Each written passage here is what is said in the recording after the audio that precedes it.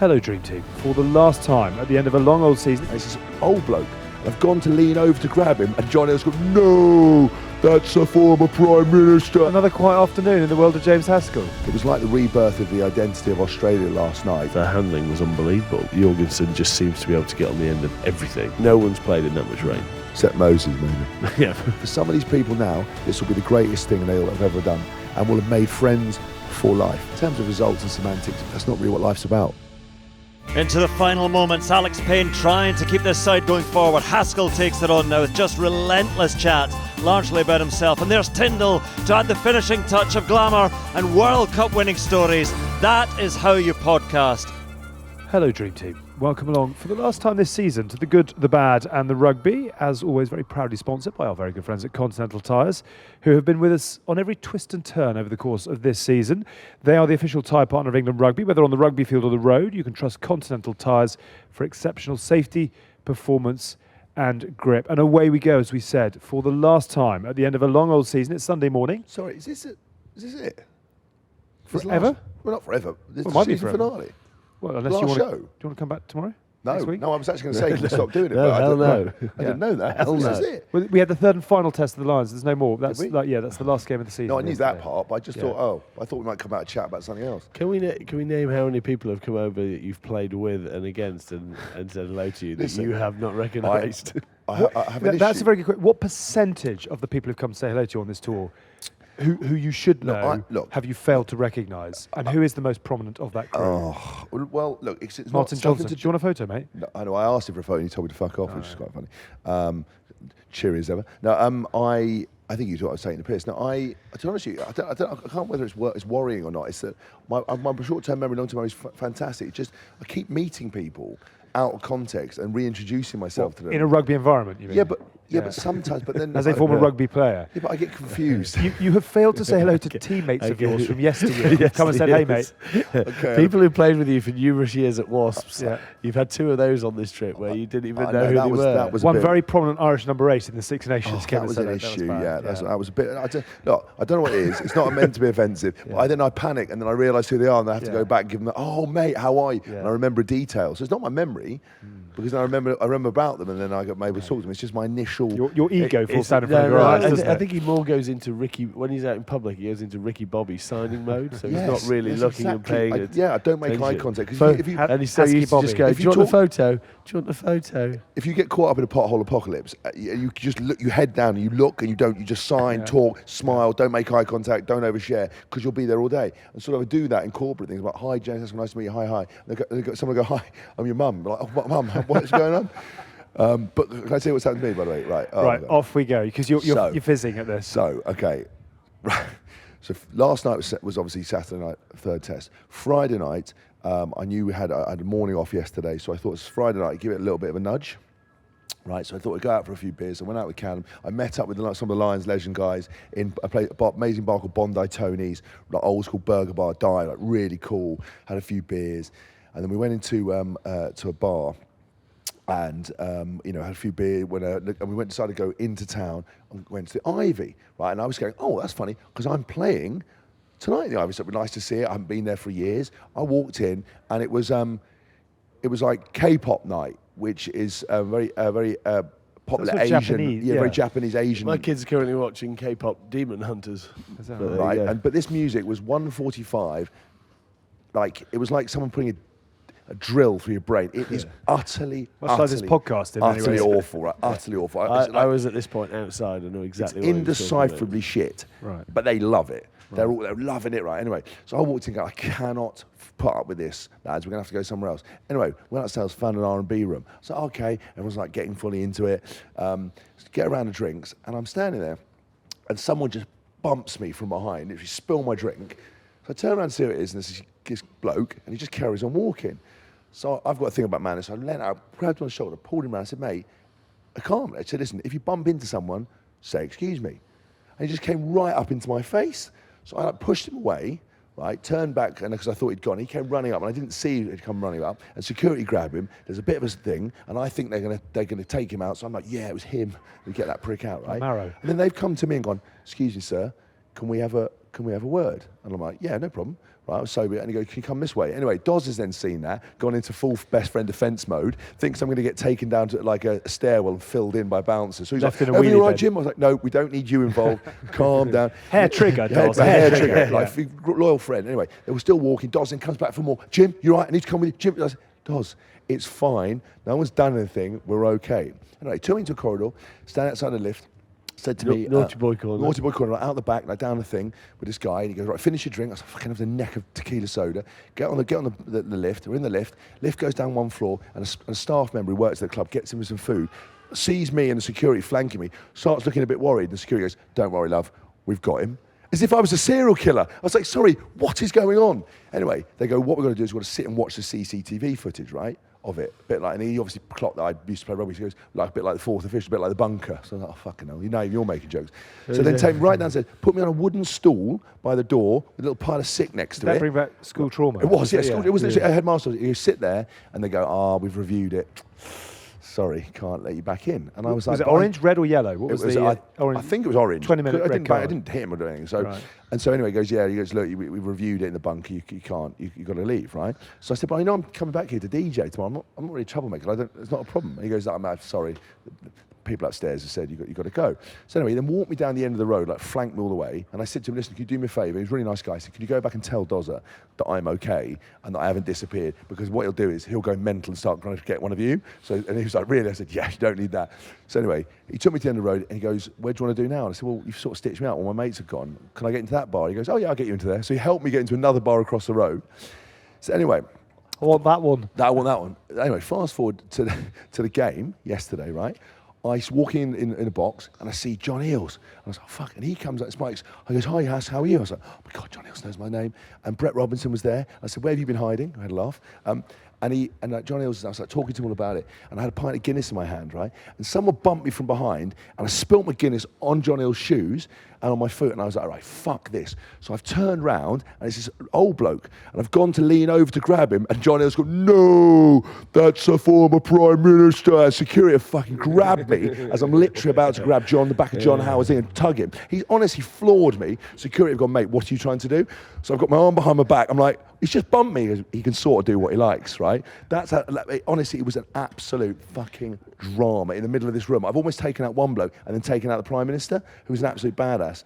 Who then we got introduced. Another quiet afternoon in the world of James Haskell. Well, yeah, but you know what he did was when I got introduced to him, but with Jamie Roberts, and apparently going up to him going, when you were Prime Minister, you're awesome, you fucking killed it.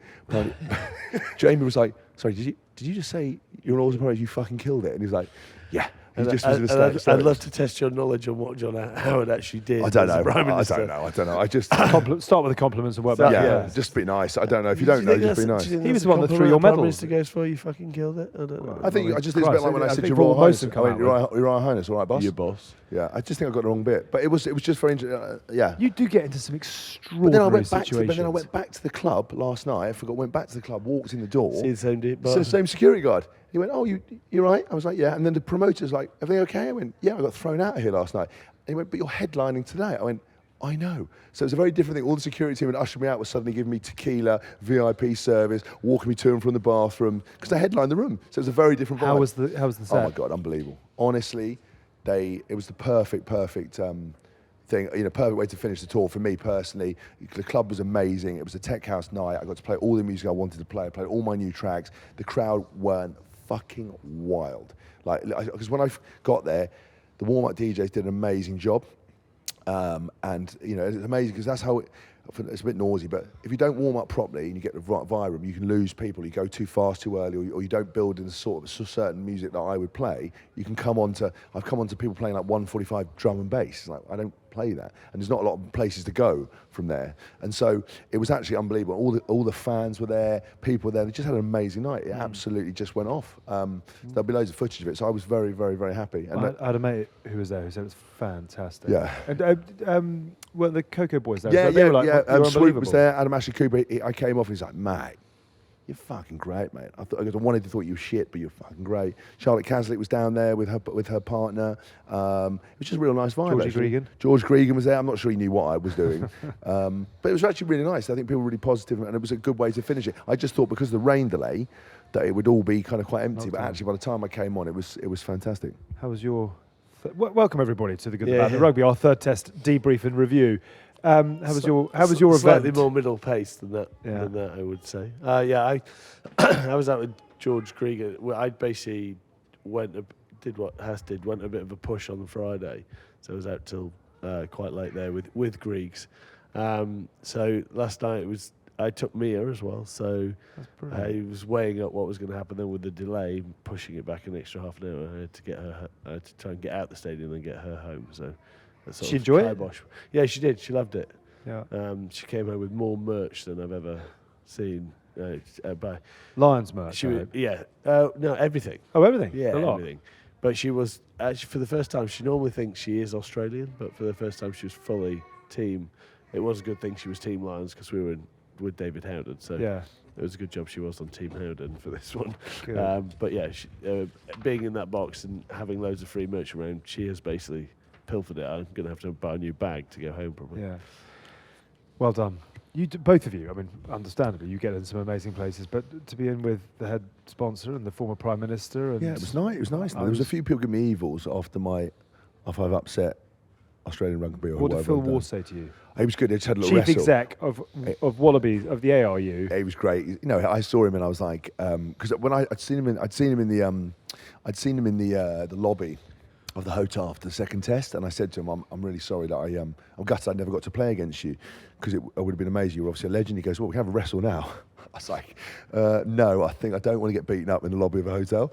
The mongrel is still The alive. mongrel, he was even though dead. the He's got suit is 5. on. Listen, you can put a suit, you can put anyone in a suit. Yeah. If you've still got that streak in you. And then I saw him yesterday. He actually gave me a big hug, and I said, I'm sorry for upsetting. He goes, oh, it's just what we need. You Bit of talk- spice. You talk about all the places that we've managed to get into, but you know we've been very lucky. We've stayed in the right places to meet the right people. We have, That's actually. That was courtesy of IHG, obviously. We have. Nicely done too. who is- For those of you who are watching, behind us, you can, at the start of the show, you can Yeah, see the yeah. Sydney Opera House and the And bridge the Harbour as well. Bridge. Reassuringly, for those of you who are listening, the rain has closed in, so you now can't see anything at all. I don't know what has been going on with the weather here in Sydney this week, but thankfully we have been very well looked after and pretty comfortable with IHG. The Intercontinental is part of the IHG Hotels and Resorts family, and that's where we've been looked after and where we've been staying, who are the official hotel partner of the British and Irish Lions Tour to Australia. So wherever we have been on tour, we have been staying with IHG. IHG have over 6,600 hotels around the world, and the IHG One Rewards membership is a game changer. It's free to join. You can even bag rewards for major events using your points. Can we start the debrief with Yeah. credit to Australia? How good a performance was that from Joe Schmidt? And how good a performance was that relative to what they've put together over the last 12, 24 months? Look, I World think Cup? it was a continuance of progression from. We sort of got to do the starting point, which was the low point in 2023.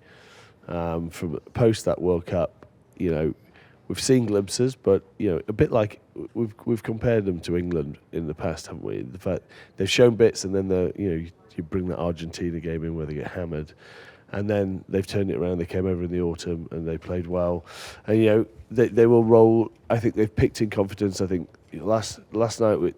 Yesterday we were talking about how could they emotionally go to the well again? Can they lift that? And they did that, and they did that in aplomb. I thought Will Skelton again was amazing. I thought there was a big question about Taniela Tupu coming in, and could he hit the emotional, in a game that actually I think turned out to suit him a bit better. Just be physical and get after people, and he did that at scrum time. I think there were 1, 2 or 3 scrum penalties in the first half, and I was like, well, if we're not guaranteed decent scrum ball, this could be an interesting affair. And they probably played the weather better, and I think they. Who falls into that category of just playing the game in the right areas? I mean, Well, White, I think top it's line. obviously you're looking at your kickers from that point of view. Tom Wright at the back, but then how you play, the physicality of how they played, and it suited that. I think most people have picked up the mistake on the end, Blair Kinghorn to Bundy, the drop ball, and then Jorgensen just seems to be able to get on the end of everything. And he's so rapid. I thought Dylan Peach came back in and played his role, and people will now say with the form he showed in the is it Western Force game, Yeah. how good he was in that maybe should have been involved earlier. So you're then adding depth to who they could use going forward. So no, I was impressed last night, and yeah, I mean unprecedented in the break, how long the break was that we had, but I just thought they were on it all the way through it, and that's credit to Joe Smith, that's credit to every player, it's credit to Harry Wilson as skipper. I think it was good. Okay. Interestingly, there's a sort of a bit of background. Sky and Stan swap talent. So at the end of the game, Will Green will go and do 10 minutes with them. Tim Horncastle does 10 minutes with us.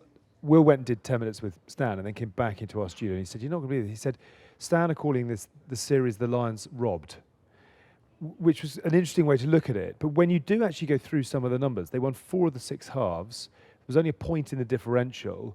The controversy, obviously, going back to the incident last week, will, I think, probably reheat off the back of this. Do you have sympathy for that, or is that recutting the storyline after the case is closed? It's bollocks. Right. Okay. It's PR. It's a PR spin. Like at the end of the day, the result is the result. Like it doesn't matter what you say. Like it's the expression "horse is bolted." It's gone. It's been won. So it doesn't matter what you can come up with any number of narratives, pie charts, graphs, elements, reasons. You didn't win. And it doesn't matter how you didn't win, that's sport. And unfortunately, whether you should have done, shoulda, coulda, woulda. The difference with yesterday was that Australia were immense. They looked incredible. They were different gravy to the Lions. And I think it goes to show, or more so the mental side of the game. I've said this on a couple of podcasts, how yes, Will Skelton is an incredible player, but we're still in a team game. It's not football where you can have someone that can have that much of influence. The mental side between game 1 and game 3 is poles apart, because if they suddenly turned on and made more of a challenge in game 1, which they didn't, because they're not, no one's complaining about that game, where when they got pumped essentially, where they could have been worse, but we're sort of not really talking about that. Everything's come down to the second game, and then the third game, rightly so, they should deserve absolute plaudits. Everything should be about Australia. They outmuscled us. They played incredible rugby, but they played with endeavour during the rain. They were still handling the ball, still playing fast hands, offloading, and I think it was really interesting that it was like the rebirth of the identity of Australia last night, not just in the physicality, but in the style of play they wanted to play. I think they're trying to do different things. And they looked really, really good, and it suited them what they did. I thought, they were just physical across the park. I thought players stood up. They looked like they wanted it more. They had fire and aggression. When that guy dived and went, "You can," it was fucking. You see that, and it meant something. And that, I don't know what the emotional drivers were in the week. I don't know what it was that was the difference between the first test and the third test.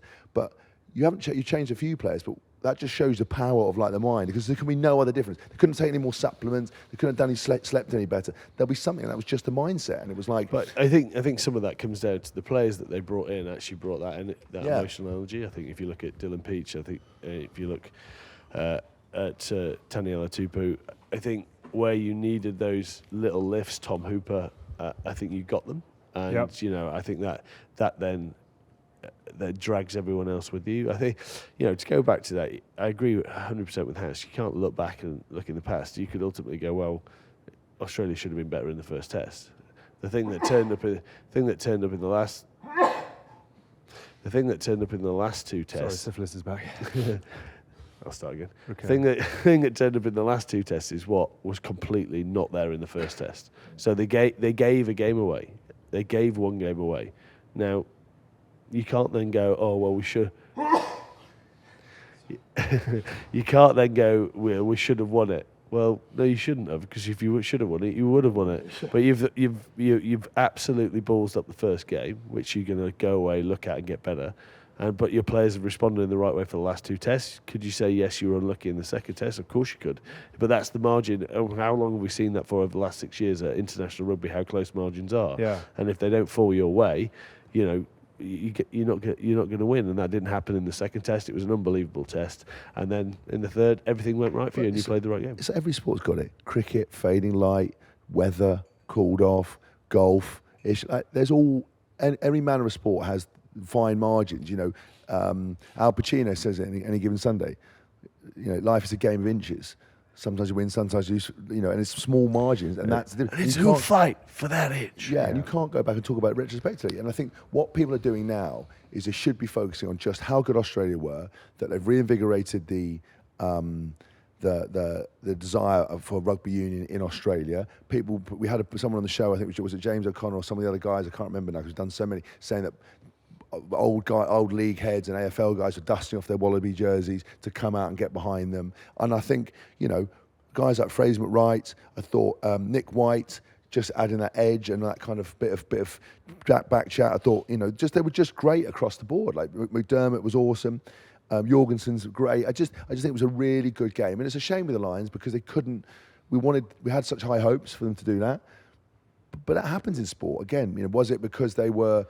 Well, fear of humiliation is obviously a very powerful motivator relative to icing on a great cake. Yeah, but also I think what the sports media over here do well is spin their narrative. Yeah, yes. And they are spinning their narrative to keep people interested in rugby union. I think which they have to. Which they have to do, and I don't mind doing it, because if you look at it through a completely one-eyed lens, you can get their narrative. You would never get a headline in the Sydney Morning Herald saying, "Well played, Lions. You were the better team over the three tests." But we're really pleased to have pulled one back. Of course, yeah, of course. But I dare you, double dare you. I just it will never happen. But I think as well with the Lions, you look at it. It's a hard one because it must be a weird sensation having lost pretty convincingly to get those number of tries in that pissing rain with that field and how wet it was and to be able to play.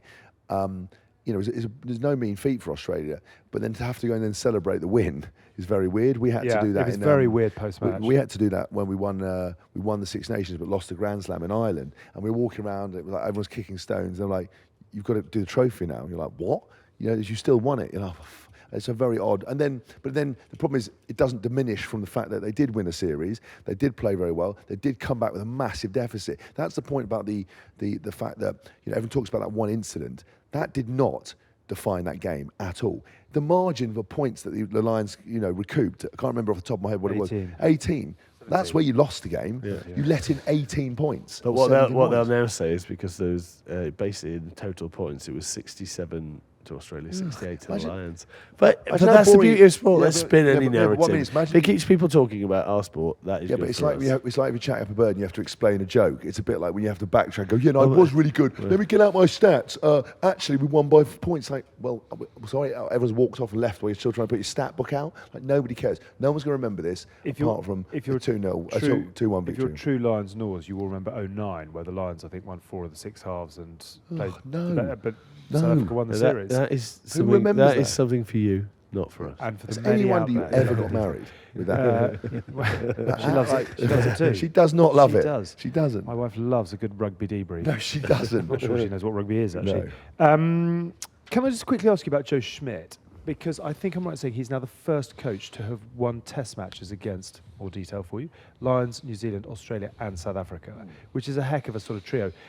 He said a very interesting thing afterwards. He said, for us, it was never about the Lions. It was only about development and improvement and progression, which is a hell of a thing to say. Yeah. I mean, when you get it once every 12 years and with all the noise that's going on around it. I think it's very hard for a coach to. Again, I don't see him as that, like Faz, an emotional driver type thing where he gets the emotion. He's good at the detail. He's good at detail without a shadow of a doubt, and no one's ever knocking his coaching credentials. But one thing that Andy Farrell gets right is he seems to be in tune with how the emotion is and how people are feeling, and he lays that out there. And I think Joe Smith's a bit more, as you said, detailed, structured, organised. He's now moving on to the next thing, which is the Rugby Championship, and he's sort of in that zone already. And he's not. I think it's more. He's probably doesn't look at it and enjoy it in the same way that Faz does. I don't think he just looks at every game as outcome and then process for the next one, and which is, but that's everyone's style, and maybe he'll look back and wish he'd enjoyed it a bit more, but. Like from our point of view, and I assume most Australians are the same, it's been incredible. It's been an incredible journey, and I think sometimes coaches have to buy into that and understand how seismic it's been, and see having 3 stadiums in Australia full to the brim, 90,000, 80,000, 81,000 last night. It's been an absolute success, and there's talking points. We're in there to the wire in terms of a majority of the game. We'll all look back and go, if you'd have redone it, if you'd have recut the games, so let's say you'd lost the first one, you recut this one into the second one, we're going into a decider, and it finished with the second test as the third test, it would have been the greatest Lions series fucking ever. I know. That's a very good point. And that is, but that's sometimes sport. But each game had its pluses. Yeah, the first one was a tough one, but as in tough to watch, and it didn't really inspire. And people were then writing Australia off. They come back, bounce back, and then we thought it was going to be really hard for them to go that low, get hit so hard, and then come back to the top, and they did, which then shows you that they're going forward, and they'll let's see how they get on in this rugby championship. Well done, Australia. And again, if you like your detail, might just be talking to myself here. In '89, they lost the Lions series. '91, they won the World Cup. In 2013, they lost the Lions series, and 2 years later got to a World Cup final. So this year they lose a Lions series in 2 years' time. They got a home World Cup. I think everybody would agree that you want a strong Australia at the top. Strong Australia. Look, I think I just want to say it's very hard sometimes when we do a podcast. 'Cause the one thing you always want to do is have like background knowledge and have your views and stuff, but also to go, do you know what? Be objective and be able to go, look, this week we were focusing on this and this is the point. But the conclusion is that we have come out of it gone, we wanted Australia to win that second test. We said we wanted to go to a decider. We've had the best possible time. We love Australian rugby. I love everything about this trip, the fans, the interactions, the kind of moments, and the fact that we've seen now in the balance shift to Australia performing really well and doing things really positively from a situation that wasn't that positive. And I think you can always be objective. It's like I don't have a Lions hat on, I don't have an Australian hat on. I need to comment on what I see and what I genuinely believe. And I think last week was all about kind of the penalty and a bit of that kind of nonsense, and we, tongue in cheek about diving and all this kind of stuff, or being kind of honest about what you saw. This week you come in to go, do you know what? It's all about positivity. And I think the interesting about with Joe Schmidt is I've only met him a couple of times. Really lovely guy, but I think he's a very considered speaker. That's I think good word for I think like I would be hyperbolic and you would be emotional and you just talk.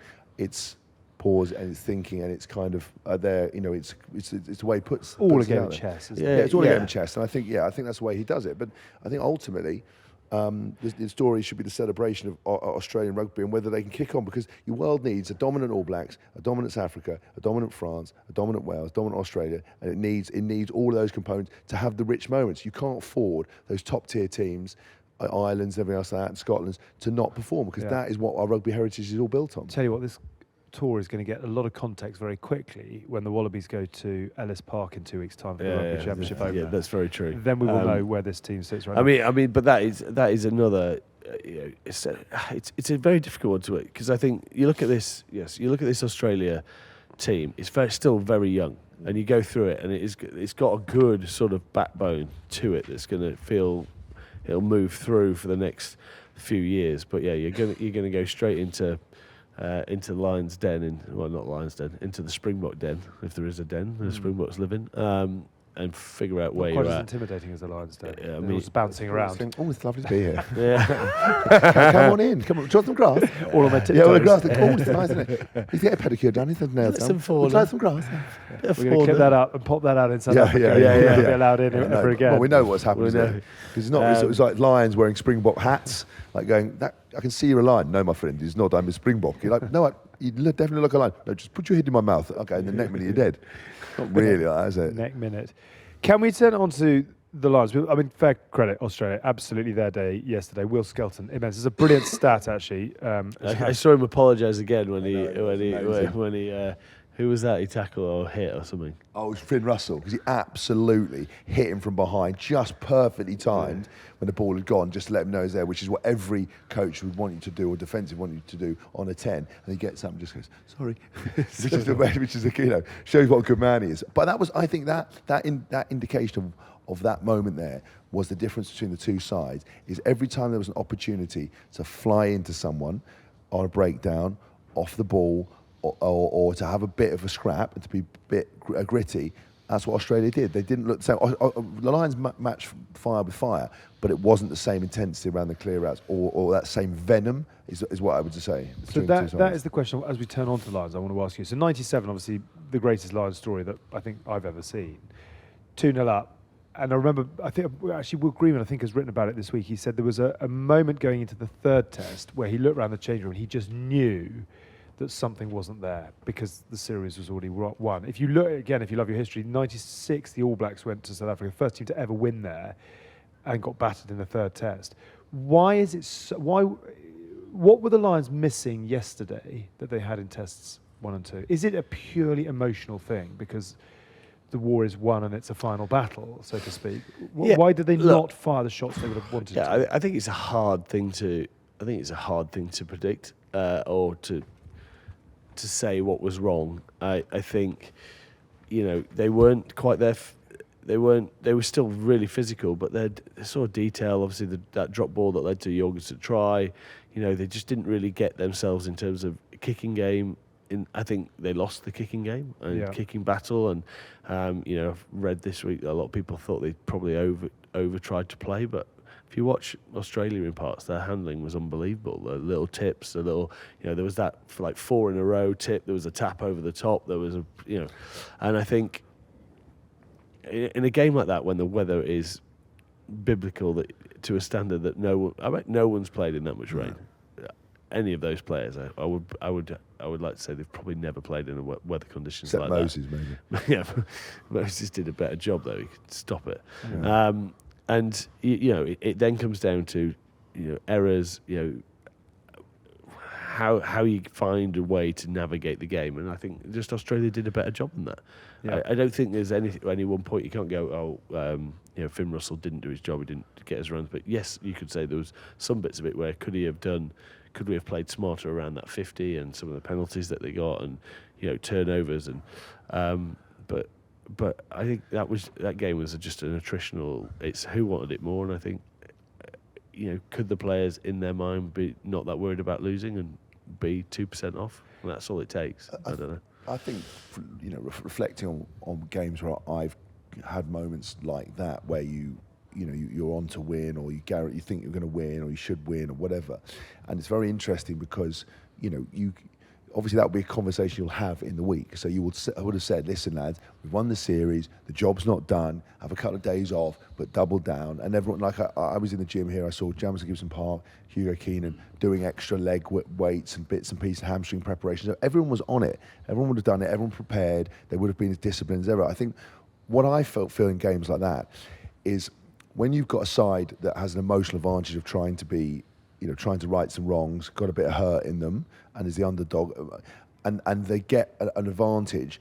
Psychologically, what happens is as a team, as a collective, you start to sort of splinter a little bit because what I'm trying to say is when you're trying to be very aggressive or forward, if you don't make any mistakes and what you're doing comes off, you become a bit tighter and it starts to work. If you watch the Lions, those like Curry slip, balls not going to hand, little moments that didn't happen, slight missed tackles, guys getting over the line.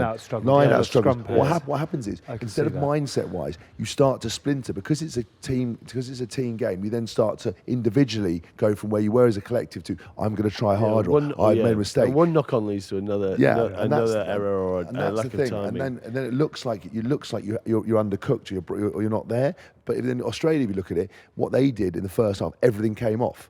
It was the first penalty, it was the first moment. And suddenly, emotionally, they come a little bit tighter. And then psychologically, you are then able to come forward because the only difference between the two sides is not one wants it more, because they always want it more. Yeah. It's just how long can you collectively want it more and how much advantage you get in a positive direction versus a negative. Because that's why when a new coach comes in, if they lose the first 3 games, it's not ideal because it doesn't prove or cement any of the ideas they're trying to put forward. It's very difficult to keep going, this is going to work when you keep losing. It's the same thing in a game going, this is what we're going to do, and halfway through the game plan goes really well, and suddenly you're getting advantage over it, and then you physically grow. And if you watch it, just the speed off the floor, the celebrations on the tries, the celebrations on the penalties, the little late hits, the clear-outs, they get bigger and bigger and bigger as the Lions got a bit more of a tumble try, where everyone's trying a little bit harder, trying to force things, more mistakes, more compound errors, and suddenly you get a performance like that. And it's for no particular reason other than what I've just said. And I think also Australia pushed forward on where they were last week. Second half, they sort of dropped off a little bit.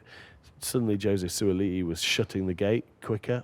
I know the weather allows you to do that, but he was going up there and he made hits that forced errors. And it was just they were able to continue that physicality, which I don't think they did last week. I thought there was a drop off in the last 20 minutes, which allowed the Lions back into it. But I think they managed to do that on the weekend. Let's look at the yesterday. tour as a whole then. So going all the way back to Dublin. Can't remember all of it. It begins and ends with defeat, obviously, but in the middle it was a tour that sort of ebbed and flowed. I'm not sure all of the tour games will be remembered forever, but the MCG is one of the greats I think that we've ever been to. So is this a good Lions team? Is it a great Lions team? How do you mark the achievement? I mean, we have to remember Australia were 8th in the world coming into this. They're now up to 6th. Whoa. And it looks like they're climbing. But relative to what we have seen Lions achieve and not achieve in the past, where does this tour as sit? Tim said, if we'd reset it, this was the other week, and it was the second test is the third test, and we're having this big celebration. The fact is they've lost and we're still celebrating a win is very odd. Yeah. The natural zeitgeist to what people are talking about at the moment is really negative. Shock horror. Everyone's moaning. Everyone's negative. People are complaining about covering towels with cameras with towels.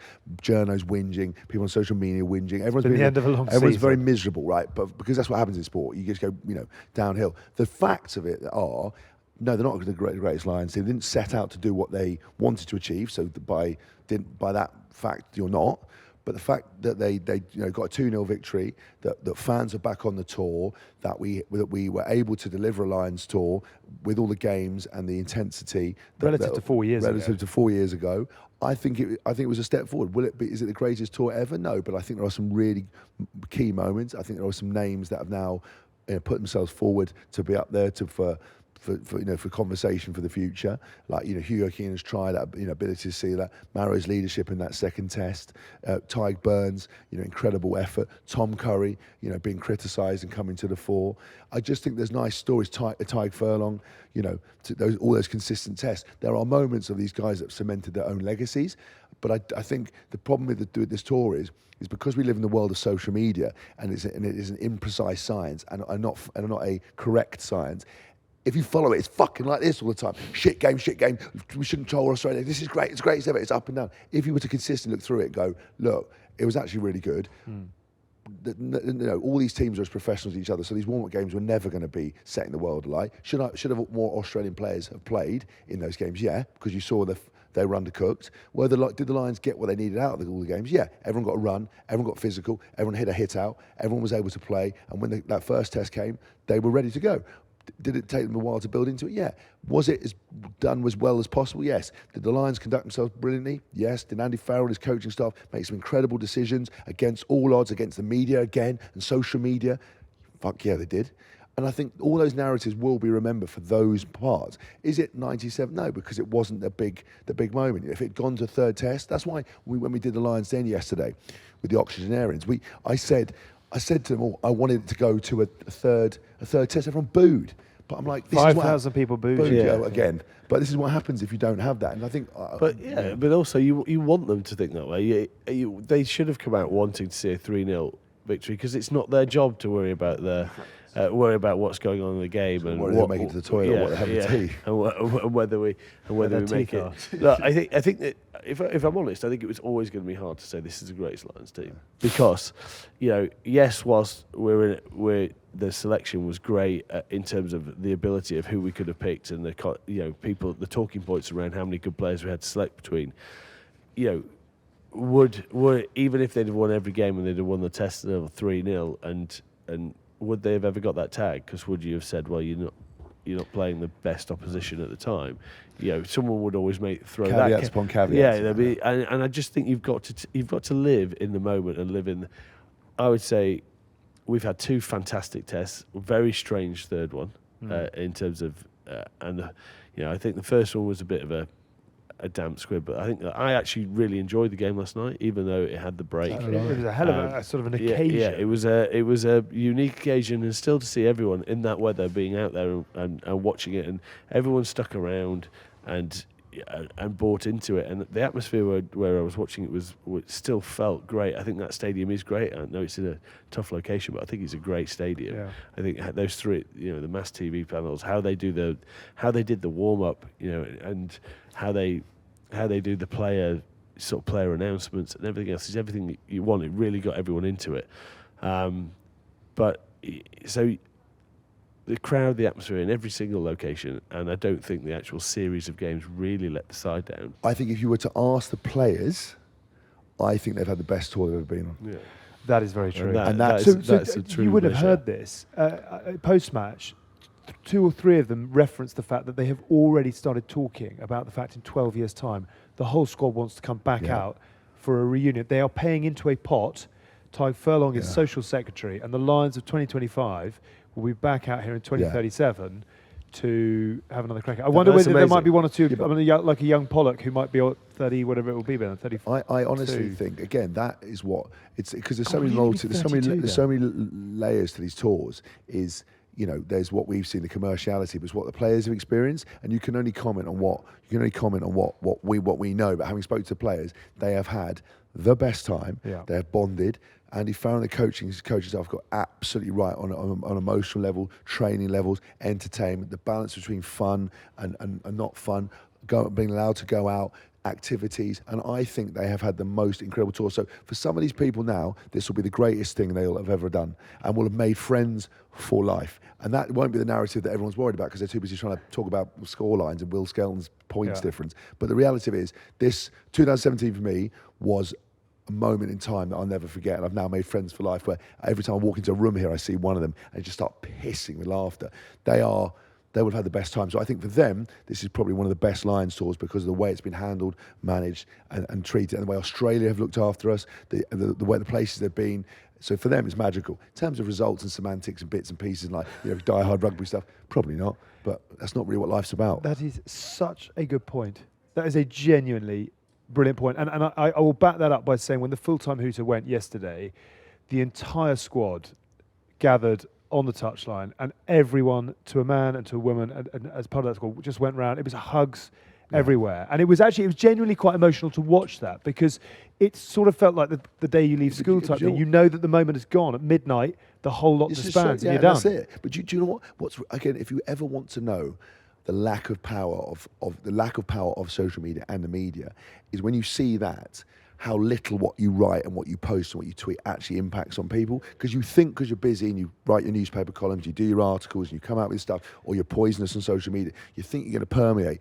That group is like being a steel ring fence that have just had a completely different experience to anything that we could comprehend. And I think it's nice to note that actually all that matters is what Andy Farrell thought of the lads and what they thought of each other. And that is what sport's about. And I've always tried to remind that's all they can control, and that's all the thing that counts. Brilliant. And actually, if you think about Lions tours past, even when it's gone quite well, there's still been a lot of people who've come out and said that they didn't like this, that, or the other. The coaching staff. I hope that is not. I'm sure there are 1 or 2 who will rightly feel a bit disgruntled, but hopefully it stays in house. And it will always stay in house till 10 years down the line. I spoke to one of the guys. I won't say that I thought might have something might be annoyed about something, and he said, "Do you know what? I've had the best time. Yeah, it wasn't ideal about some of that. I can't complain. It was utterly incredible. I've had the most fun ever." And I think that might be the narrative, because it's bad when you're not getting picked, and it's an absolute shit show behind closed doors, and you're doing like mental training from like 1985. Okay. Some bouquets then, for those who have been the stars of the show over the last 6 weeks or so. And it's time for our total package, delivered by DHL, the official logistics partner of the British and Irish Lions. Every week we look at the players who stepped up and delivered when it mattered most, and I want you both to bring a name and argue your case. I think Finn Russell picked up an award for Player of the Series, and Ty Burn picked up an award for Player of the Series. So we go who is our DHL Player of the Series? That's the most important Player of the Series, DHL. Evidently. I'm going to do this. I would do this just on Test matches, and I think it's probably Tom Curry. I love that. I think he is just a test animal, and obviously he went through that first week where, again, where you go through those people asking questions on a very minute level of 4 games that have gone on a tour, not. You're never looking... Your body of work. Yeah. So, and I think he just proved his body of work is exceptional. My body of work has always been exceptional as well. And that's why I thought he just turned up in every single Test match. He was key in every single Test match. And played like a warrior, even yesterday. I mean, but he did almost... Tim's was talking, he did almost headbutt Jack Morgan after scoring. Well, he did headbutt Jack Morgan. He almost got another HIA 5 for the game. People like Tom Brilliant Curry player. are great. Dangerous. Is he one of those players that all 29 are nervous of? Yes, do you remember we had Fuck Bucko years ago, where everyone in training... But remember, there's been loads of that where people have gone on. Like, at least with American football, when you do it, you can do it because you got a helmet on. Yeah. But if you remember, there was Alex de Strokosh against Scotland who jumped in the air and fully... Joe Ainsborough. fully jumped up, nailed him, split him. There's been so many others where you've got a little bit exuberated and you end up clashing heads. Well done. Well, why'd you have whatever happened to the headbutt? firm Why'd you- handshake? Will Carling was a master of a handshake post-try. Just high five. What a No, mate. don't even do that. That's Back why to the you, handshake. Why that's just why run you in need to face start. first? That's why maybe that's what happened to footballers originally, and that's why they start running away from their teammates after they score. So Tom Curry, well done to you. A heroic set of performances, particularly in a little bit of adversity as well. You are our DHL total package. Delivery isn't just about individual brilliance, it's about consistency, work rate, and making those around you better. I think that sums up Tom Curry pretty well. Just like DHL, working behind the scenes so the Lions can fire on game day. Tom Curry, you are our total package, delivered to us by good friends at DHL. Well done to you. 6 consecutive Lions appearances, I think it is, for Tom Curry. Tig Furlong 9, No. Marrow now 9. Is that right? I think Tom Curry had like hip plate. I think he's got a metal hip. That's what I'm thinking. Or But is like, have I Yeah, made it's that up? very similar to what Andy Murray. yeah, Yeah. but we sort of the fact that I think it was So maybe you touch and go. forget He wasn't that going to kind of play. yeah, I know. That's what I was looking at him going. How is he so like he's like a machine? But then I was like, He he's is only actually still a quite machine. young, Yeah. and he's had a hip replacement. Yeah. And to be able to come back from We that, could be making when that you up. face- Maybe, yeah. Well, it might be. We'll go big on No, it. he- anyway. Resurfacing or whatever he's had. Yeah, it was resurfacing, definitely. So Well, he's I've had a new- resurfacing. it's a new line he put in. Maybe they did more. Maybe he's like Well, Wolverine. maybe, and but he's whatever fully they did, adamantine I think and- it was pretty touch and go where he was going to be able to get back because not many people can do that. And it's fair play to him to go on and do that and capitalise and become our DHL total package. Very good. On that very note, that's actually a very interesting point. So, just as a sort of an anecdote, we had a 90-minute build-up yesterday on Sky. We had a 90-minute build-down. We had a half an hour delay during the game as well. And hopefully, what people at home will sit and watch is a mildly entertaining, committed attempt at making it as good as it can possibly be. What no one at home sees is the fact that 30 seconds before you're going on air, you've got water running in through one ear and coming out through your trouser leg. Your microphone's upside down. You're on a 6-second delay to the people back in London you who are can doing all the control work. the microphone being upside Well, down. possibly, but in moments like that, it's not terribly easy. But it's been a very long time since I've done it. But my point is that what hopefully goes to air is relatively smooth. What you don't see is the chaos and the cables and the fact that you can't hear anything and the fact that flamethrowers are singeing your eyebrows. It's just you're meant to be the duck that is going bananas under the surface of the water and trying to sail smoothly on top. And the reason I reference that is that we've heard once or twice on this tour from Lions players, almost verbatim, touring is bloody hard work. Yeah. And these are guys now who, it's a professional sport. You live your life day to day. You know where you're meant to be and what you're meant to be wearing and what you're meant to be eating and what bus you're meant to be on, etc. You have a very mapped out life, normally with 6 or 7 days in between. Just give us a sense for some of these guys how hard that touring element is, and therefore why we're trying to put this in context. It is a life experience, but it is totally outside the norms of what a lot of these guys are used to. What are the challenges of a Lions tour? Long tours are challenging because, if you've got kids, we're all experiencing it. You've got yours with you. You haven't seen yours, unless you've been hiding them somewhere. I haven't seen mine in 3 weeks. Mine would love to be out. The longest, Can't afford it. yeah, the longest I've been without seeing her. But players, I think, when you leaving your families, you're going away from your home comforts. There's obviously travel. You're still away. There's the emotion of being selected, not selected.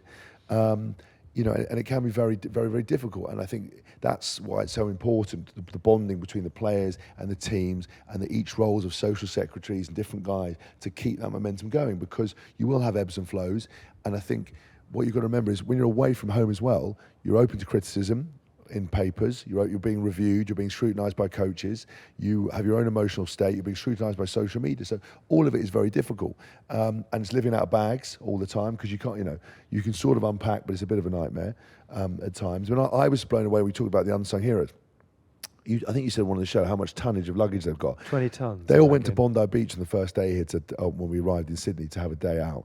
I could not believe just the amount of sort of staff just carrying bags. It is such a huge machine that every cog as well, because the Lions players' experience will be very different to those guys who've got to pack stuff up and keep moving it around and all the kind of different stuff that they've got with them. So it is. I think it's a very emotionally difficult thing.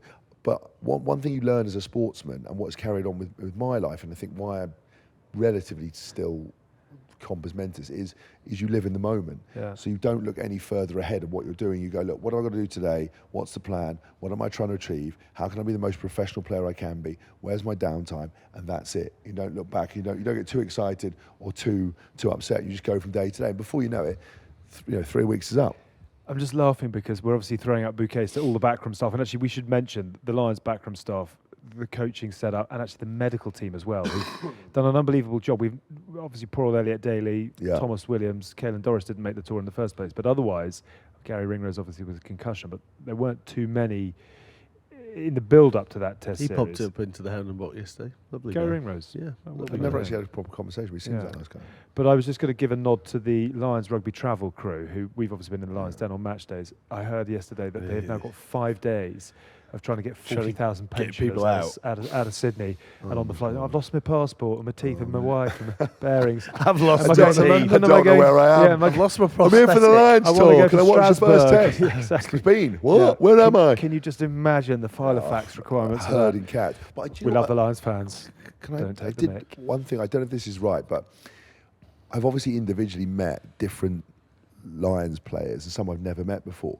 And I just thought, we obviously we comment, and I think we do it very positively, but sometimes you can be quite flippant about people or performances or careers or selections, but they're still human. And I sort of got a bit of a thing where I don't think we are overtly critical. I think we try to be honest, and I don't think the person if you were to be honest about that person, would disagree with what you're saying. I think if it becomes an emotional attack. But I did see around the hotel these guys, I was sort of bumping into them. I was like, oh God, I'm now on the other side. And I was thinking, well, for every one of them I've said should play, I've basically said you shouldn't play. And I was kind of had this bit of a conscious moment. I was like, God, how in future can I kind of navigate talking about tours, talking about rugby with having that human element? Because when you meet them, they're just players. They have the same, what I mean? It's very weird. I think what we do quite well, and this is probably we're giving ourselves a little. Well, no one else does. We occasionally look after each other. Is the fact that it's never about their ability. There's minutiae in the game. It's like Carlo Tizzano. He's a great rugby player, but for one time only, and we'd say it to him, you look like you were acting. You look like now that might not be the case. You might feel hard, but that's not about his ability, and that's how good he is as a player. We never forget that what it's like to be a player, and that everyone on that tour, again, it's the same. The minutiae of selection on a Lions tour for a Lions test. Are you just judging it on form on tour? But it does show that if people do pick on form on tour, then you would have got results. You look at Dylan Peach, played amazing in an early on. He could have been elevated. You look at Salakai Lotu. If they'd have pulled him, there are people who play on form, and the Lions tour. And then now we're just talking about 1 point here, 1 point there.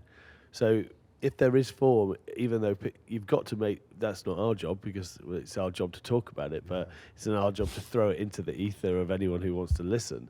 And that's what the coaches get paid for, is trying to value between historical form and what you do at test matches on a regular basis to current form.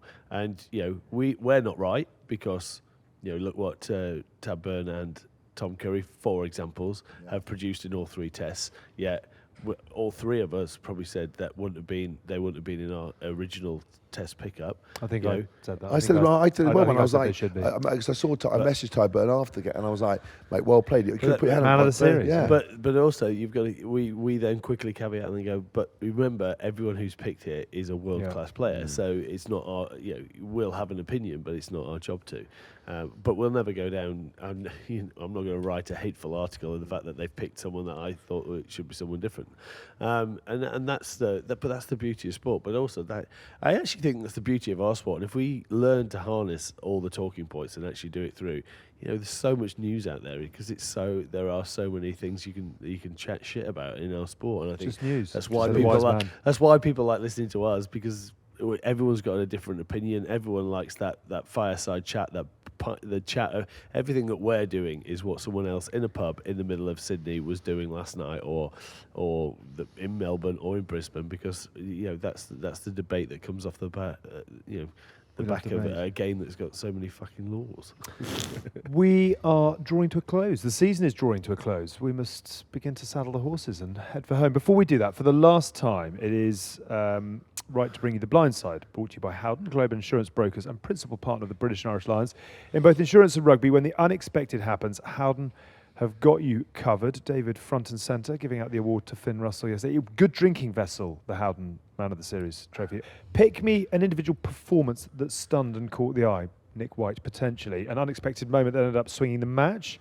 Behind the scenes moment, I can tell you, I have never, ever, ever experienced rain like we had yesterday. There was one moment after, and we knew it was going to rain. Hang on. We knew it was going to rain, and we were told we're going to be pitch side all the way through. So I went and purchased the shiniest, most unpleasant pair of waterproof trousers and a pair of cat boots, and I was ridiculed until about 5 minutes into the broadcast when Warren Gatlin leant over and said, my pants are perishing, because he was so wet. My pants are perishing. And No one wants a perishing at that pair point, of I pants. just flicked a couple of beads of water off my trousers. I'm so sorry to hear that, No one Warren. wants PPP, Just another perishing pair of pants. Just another 6 hours. What a great man Just Warren gonna Gatlin is, by the way. fuck off.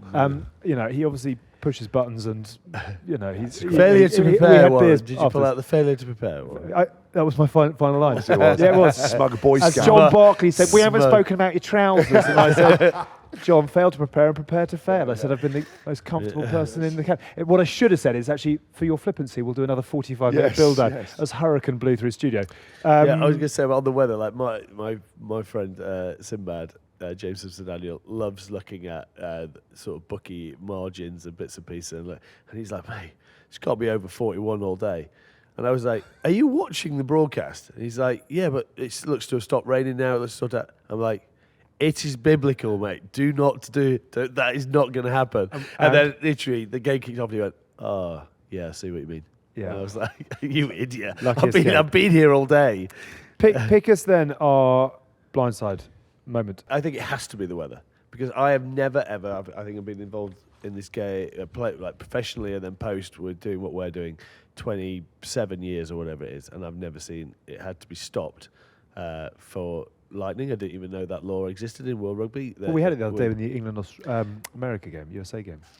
I But did not. lightning only affects you if you're rows 1 to 19. Yeah. If in row 20 you're impervious, There's, very odd. there's an invisible little Yeah. barrier on. It knows, on, like, on road So it would have been a 20. hell of a Do you way to remember- go off air, Do though. you remember wouldn't it? COVID? You couldn't get COVID if you wore a mark had a screen. It wouldn't get you if you went into a room. that couldn't have been it's like more- the same with lightning. It goes, I can't get you there. How would you get you there? It could be Science. more rugby though. That Science. do it that way, and Yeah. then someone in 21 had got it. But I'm haven't very rarely have I ever seen that. And then the irony of it also was in that 38-minute delay, the weather was the best it's been all day. Didn't rain. Wind seemed to drop. I could hear happy Angels. yeah. And then literally as soon as the guys brought the pads back out to start, it just. The official term. Welcome to the weather forecast with the good, the bad, and the rugby. Whether it is the bounce of the ball, a last-minute injury, a bolt of lightning, or a lucky interception, rugby's all about navigating the unknown, and that's where Howden come in. Their team of experts supports clubs, fans, and businesses in preparing for whatever is next in life, because when the unexpected happens, Howden has you covered. There was one brilliant moment, which was Finn Russell. I know we've spoken about the towel game with the camera, but watching the Lions players relax. Mid-test match, thunderous occasion. Looked like they were in Love Island. I saw the meme going around. Without shockingly peeling back the window, like players are so used to playing games, right? Yeah. You have to get into that mindset. That is your job. That's like someone going into a board meeting, and it's the biggest board meeting. It's a big fundraiser, and the guy just going, "I'm just going to check my phone. There's a message that came in." Yeah. But it doesn't actually detract from anything he's doing. That is what players are. That's their job, to go and just switch in, switch off. Some people can do it better than others. Some Yeah. will choose not to. It's like in any walk of life. But some people, that is their thing. They can just go, right, we're on a break. I don't need to waste emotional, mental energy on thinking about what's next. 5 minutes before, I'll snap back in and I'll go. And that is people's talents, and that is how Finn lives his life. And so what? You fundraising for anything at the moment? Talking of board meetings and come back to that Lots next of season those. potentially. Right, we are drawing to a close as we said. So we will finish with our good friends at Remy Martin VSOP, who are the official cognac of the good, the bad, and the rugby. Whether it's the smooth, aromatic profile of their VSOP or their 300-year legacy behind the label, Remy Martin knows all about the celebration of spirit on and off the pitch. So pick us a moment of excellence from season 5 of The Good, the Bad and the Rugby. It's very. Can I throw one out for you? If you would, sir. But your memory, I mean, basically, me and him are looking at this piece of paper going, did we really have him on? I don't Yeah. know that. I don't know who that is. Who's that? Finn Russell, treble with Bath, Lions Series winner. I I see think where you've yesterday gone was his here. first loss in 18 games. If you are looking for a man who has hit the finer things in life, come up smelling of roses this season, would you go beyond Finn? Do you know what, Alex? I completely agree with you. Because also, And this, finally, is why you're involved in this podcast. Yes, it's very true. Because well done yesterday for all those when you- photos we had, by the way. Alex, we finally got him to get involved in the photos, didn't you? And everyone kept standing between me and Tins, and you sort of knew when to lean in and when they just completely didn't interest. And one woman went, "Oh, sorry, Keith, I'll have a photo with you. I'll have a photo." She let around the corner, she went, "Who are you?" And I went, "I'm trying to work I that loved out." it. Someone came over and went, "Oh, guys, love the podcast. Who are you?" Yeah, it was bad, and yeah, you bad. were like, "Well, and Keith." A nod to Finn Russell. The Yeah. best rugby of his career? yeah. I mean, still, if you really want to delve into detail, everything else, probably not his best Scotland year, but his best in terms of winning. Yeah. Trophy cabinet. Yeah, trophy cabinet. Yeah, people would say that the Six Nations wasn't his best time, but then bang, he's turned it on for his club, and then he's come out here and he's played exceptional well with the Lions. So without a shadow of a doubt, to come and win a Lions series and win what? So he's won the European Challenge. Cup, Premiership, and the Prem Cup. And Prem Cup. He has progressed from a Maverick 10 into a world-class 10, Yeah. is what I would say the transition is with his kicking game, balance, and that's the trap. Finn Russell, congratulations. Why don't we send you a bottle? That is our Remy Martin VSOP moment of excellence. Thank you to Remy Martin. As always, please enjoy responsibly. That's it. I think we have to We're now there. do a little thank you to all our backroom staff Go for on, season then. 5. That's a very nice way I to think do it. look, we are just fortunate to be the guys up front, but there is as we like to affectionately call them, there are a lot of food bills that we take with us, but all of them are massively important to how we work. You know, you don't get the quick taps, you don't get everything out there turned around without these. You don't, Good scares. we don't have the obviously then we've got good scares, we've got the G Brands boys. None of that happens without the team we have behind them. So I'd like to take this moment to thank all of our team, everyone well who's said. involved in And it. I think people are confused when we sit down and they talk about the podcast. Go, so how is the podcast? And you go, oh, it's this size business and this is what it does. Everyone's like, really? I think they thought we'd make it in our bedroom. So as Tin says, so many people That's from different. That's a I different think type that's a of different kind thing, of podcast. But I think I'd echo Tin's his thought. And thank you to all the listeners who've tuned in, who've supported, who've subscribed, who bought tickets to come and see us play, to perform, who come and bought the book, who have interacted with us online, who've been positive, to all the people who've come and helped us out in Australia, Rose and her team and everyone else. Like it's just a really, I think, look, we It's a do good privilege stuff, and a it's a pleasure. privilege and it's fun. But without you, we'd just be three people shouting at each other and that isn't that interesting. That's what we will be doing when all of this falls apart. Yes, very much so. Well said, chaps. And thank you very much to everyone backstage at GBR. And thank you to everyone who has engaged with everything we've done over the course of season 5. A couple of very quick bits to tell you about before we wrap up and head to the beach. And my God, Yeah, I'm I'm looking not forward to sure- getting to the beach. sure the We've had beach 2 is consecutive well, weeks of So we're rain. going to play wheelchair. I'm going to play wheelchair rugby. Yes, that's our final act of season 5. I'm a little bit worried. I'm not sure I'd want to be up in that helicopter right now. No. Okay. Well, let's wrap this up though. Let's just get out of the way. We're very indeed. close to a window here. Very big nod to friend of the show Simon Dent, who is raising money for Delalio Rugby Works. Every year, over 9,400 young people are permanently excluded from school, and this equates to around 40 children a day. To mark this number, Simon Dent ran over 40 miles a day over 2 weeks, covering the distance between Brisbane and Sydney. He ran over 500 kilometres, but unfortunately broke his tibia and had to finish early. What an extraordinary feat that is. He is raising money to go into Delalio Rugby Works, which I'm sure anyone in rugby will have already heard of, under the guise of the Great LOL. And to donate, please do head to his Just Giving page. There is a link in the episode description box. We've got a new book out, would you believe it? Tim's got a bit of work to do in order to make sure his chapters are as full as tasks. I've done it. It's done. You've done it. It's locked in. Archive it. Signed copies of our new book, The Good, the Bad and the Rugby Unlocked, are now available to pre-order at Waterstones. Pre-order to secure your copy using the link in the episode description box. The Lionesses have done it in Europe, of course. Now it's time for the Red Roses to turn things towards home soil. Make sure you get in behind the girls and subscribe to The Good, I'm the excited Scaz. about that. Looking forward to that. That's going to be It's that's going to be building. massive. And I think Twickenham, I think, is almost already sold out, which will be the first game where there's be 80,000 That plus is in for a women's game. Mega. Really. I did a World Cup quarter-final in 2010. There were 40 people there. 40. And what that goes to show is just what the explosion of growth genuinely looks like. The girls have got a new YouTube channel at The Good, The Scaz and The Rugby. Elmer, Scaz and Mo back for season 6 this week. So when The Lions comes to an end this week and you're missing us, pop over to see the girls. Search Good Scaz Rugby on all your channels. Can I just finish with a very quick thanks to everyone who's joined us this season as well. Big deep breath. Michael Checker, Shane Horgan, Rory Lawson, Johnny May, Johnny Sexton, Steve Backshall, Will Greenwood, Charlie Morgan, Tom Wood, Johnny May, Brett Robinson, Johan van Graan, Martin Kieran, Ben Cohen, Phil Vickery, Steve Martin, George Furbank, Luke Pearce, Bill Sweeney, Ryan Wilson, Ben Kaiser, John Fox Davis, Jamie Roberts, John Mitchell, Richard Wigglesworth, Jordan Murphy, Jack Willis, Craig White, Courtney Laws, Simon Gillam, Tommy Freeman, Mike Friday, Ellis Genge, Henry Pollock, Alan Wynne Jones, Finley Calder, Conor Murray, Greg Laidlaw, Jeremy Paul, Curtly Beale, Justin Harrison, and James O'Connor. That's Partridge in a pear tree. Yeah, that's like the alphabet game. What an extraordinary cast that has been. Can we ask, look, we want to basically put out stuff that you want to see. So you start firing names in now for who you would be interested in hearing from this year, and we will try and make it happen. You can delve into I'm my just black do book. what I want to do, but thank you. Suggest Well what done. Tins wants to do. Thank you, everybody. Thank you for watching. Thank you for listening. If you have enjoyed, don't forget to subscribe, leave us a review, follow us for the latest rugby updates. Thank you, as always, to our sponsors, Continental Tyres, the official tyre partner to England Rugby. Remember, if you're looking for an award-winning tyre that can keep up with your every move, look no further than Continental Tyres. We are a folding pocket production. Stats and facts provided by Russ Petty. This final episode was produced by Tom Edwards. Love you both.